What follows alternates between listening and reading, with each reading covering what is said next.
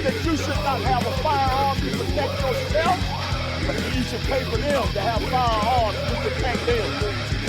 They don't believe that your children should be educated. They believe that they should be indoctrinated. They're dragging up that hill all types of things. CRT, transgenderism, this idea of murdering people. Who in the world came up with that garbage? And when the times get tough, you had best believe that Americans get going. Just like they did on Little Round Top. They don't lay down, they don't back up, they don't quit. I was thinking before that, and I think I wrote that to you, that, you know, we started this show like telling everyone that how vastly different we have been voting, and how that we have like different perspectives. And after that, we have been agreeing on everything for 2 years. I know. and I'm starting to, people got to kind of think that we just lied, you know. So I was maybe we should turn those stones and go into like policies where we might differ. Okay. But then I think we'll postpone that for a time because I have other stuff. Okay. So, and I've been listening. So this is cultural stuff. This is subculture entertainment stuff. Yeah. And I just need your insights. So I've been listening to the Babylon B radio. So they have expanded. It's not just those small shows and sketches and stuff. It's they have like the B radio, and guest pods and whatever, and it kind of rubs me the right way. I find it very funny, but I don't understand all of it. Yeah. You know? It's time for the weekly news with Adam Yetzer. In a speech on Tuesday, Donald Trump officially announced that he's going to try to go back to the White House for more secret documents. And Republicans are now torn. Ron DeSantis is the better candidate and would make a great leader for our country. But on the other hand, it would be really, really funny to elect Trump again. In Chicago, a noose was found at the construction site of Barack Obama's presidential library. Investigators are still trying to determine whether this hate crime belongs in the fiction or nonfiction section. Yeah. So one thing is like there's some kind of humor in repetition, you know, like in Family Guy, when they look back and forth and back and forth and back and forth, like just, and it becomes fun. Yeah. The repetition of it somehow. So they have, and also when they just hang up, they have a fixation with some stuff, and you don't understand why. Yeah. But it becomes fun. Yes. So one of the things they say in the beginning, like in the intro, is Babylon B reminding you that someone out there knows something about Carmen, and we're gonna find out. And at the end, you know, you remember Carmen, the singer. Yeah. The Christian adult contemporary singer from the 90s. Yeah. Oh, yeah. I remember him. Absolutely. Yeah. They have like a fixation with him that's never explained. And I just find it fun. And at the end of every show, they have these 10 questions. The same questions to every guest. Yeah. And they try to get them to accept Christ. That's one of the questions. And it's like, no matter who it is. Yeah. And many of them have already done, of course. And then they also ask, did you ever meet Carmen? and you never, as an audience, you never get the, what is their thing about Carmen? Well, see, that's one of the things. It's funny because they're probably my age or close to it. So to them, and like for me, that's hilarious because everybody remember, if you were a Christian in the 90s, you knew who Carmen was.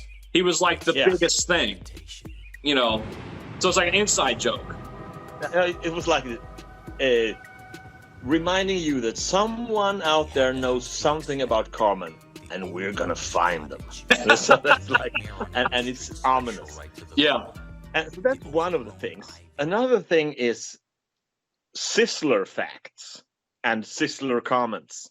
Like and the Sizzler, like the restaurant? Yeah. Yeah. So they have a segment called Sizzler facts. and everything has these like radio, you know, jingles and stuff. Yeah. Sizzler facts. and then they just randomly tell you Sizzler facts. And then when they talk about it, they come back with, this has been Sizzler comments. So they have Sizzler facts and Sizzler comments. Oh, so man. Now, Logan, tell me, what's the deal with Sizzler? Okay. Back to the 90s, because I can guarantee you these are 90s kids.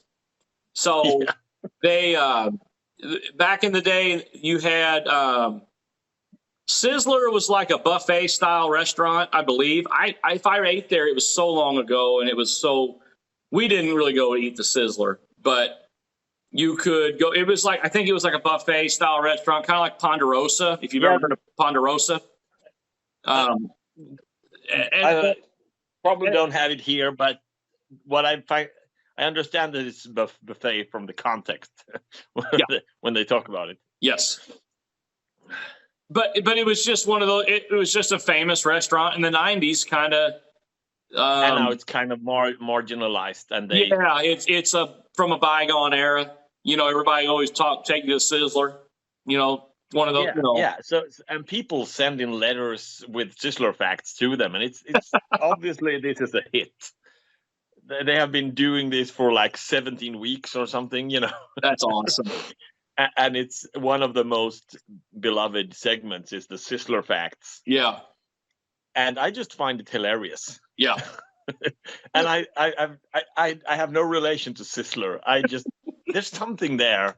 Well, it was like it was in a lot of 90s movies as well. I can think of one offhand, a Disney movie. Dang it was it Fat Camp? And it's where all the kids go to a fat camp for the summer.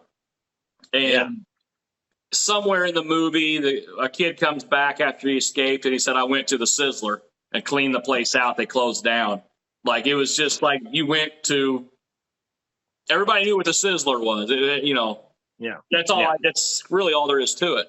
It was just a famous buffet restaurant. So. And they have this the jingle for the radio part of it. They have the B News and the B Radio, and they have different. And the radio jingle or intro is, there's some music on it, and it says, "Factually inaccurate, morally correct." Well, where's that from? Where is that from? AOC. There you go. Yeah. Solidarity, bro. So Donald Trump's gift to the left is alternative facts. You know, he'll never live that down. And AOC's gift to the right is factually but morally correct. Inaccurate, morally correct. But she actually said morally right. Yeah. Whatever, you know. And they also have this Babylon Bee, fake news that you can trust. That's right. Fake news. They are the most trusted name in fake news. Because they have been fact checked. Yeah. It's so obviously satire. Yes. And everyone should understand it. Yeah. That's how all these journalists are. But it seems when they also have a segment called Hate Mail, where they read and make fun of the hate mail they got. Yeah. And that's also hilarious. That's the way to go about it. It's like everything you throw at them becomes good entertainment somehow. Yes. Yeah. And in this hate mail, it seems like I thought that if you fact check satire on that level of satire, you're just dishonest, you know. Yeah. But it seems to be some really, really stupid people on the right.